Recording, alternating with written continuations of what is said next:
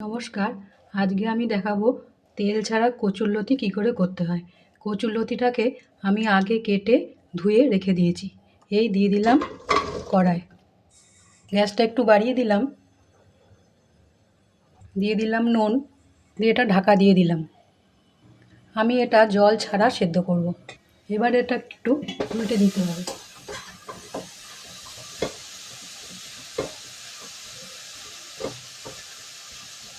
এটা ঢাকা দিয়ে আবার কমিয়ে দিলাম।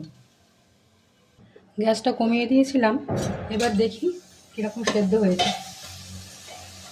হ্যাঁ, সেদ্ধ প্রায় হয়ে এসেছে। এবার মশলাগুলো আমি একে একে দিতে থাকি। এবার উপকরণগুলো আমি আস্তে আস্তে দিই। প্রথমে দিলাম সর্ষে বাটা।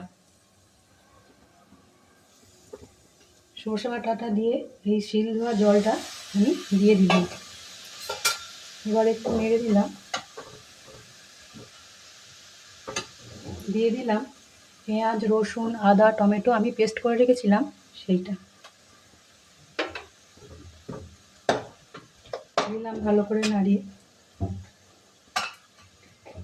দিয়ে দিলাম লঙ্কা, দিয়ে দিলাম নারকেল বাটা।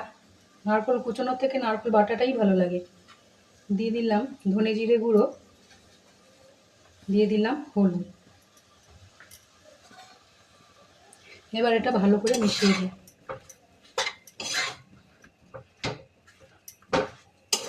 এটাকে সেদ্ধ করে নিয়ে নিই এই কারণে, জলটা ফেলে দিলে সব সবজির তো একটা নিজস্ব স্বাদ থাকে। জলটা ফেলে দিলে আর সেই স্বাদটা আমি পাই না। অনেকেই করেন দেখেছি, জলটা ফেলে দেন একটু ভাপিয়ে নিয়ে, কিন্তু আমি সেটা করিনি। আমার মনে হয় যেন সবজির একটা নিজস্বতা যেটা আছে সেইটা চলে যায়। দিয়ে দিলাম সামান্য জল। এটা একটু ভালো করে নাড়িয়ে দিই, দিয়ে গ্যাসটা কমিয়ে দিলাম। দিয়ে দিলাম ঢাকা। এটা আস্তে আস্তে হতে থাকুক। একবার খুলে দেখি, দেখুন ফুটছে। একটু গ্যাসটা বাড়িয়ে দিই, তাহলে তাড়াতাড়ি হয়ে যাবে। সুন্দর হয়েছে গ্রেভিটা, মনেই হচ্ছে না যে তেল এতে দেওয়া হয়নি। আর একটু ঢাকা দিয়ে দিই, সেদ্ধটা তাড়াতাড়ি হবে।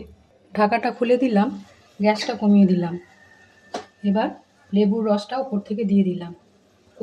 কচু জাতীয় যে কোনো জিনিসে একটু টক দিলে খুব ভালো লাগে। এবার এই টকটাকে একটু মিশিয়ে দিই। ব্যাস হয়ে গেছে আমার তেল ছাড়া কচুরলতি। একটু ঢাকা দিয়ে দিই, গ্যাসটা অফ করে দিলাম। এই যে কচুরলতি আমার তৈরি। আপনারা বাড়িতে করে খান, তেল ছাড়া মনেই হবে না। আজ এখানে রাখি।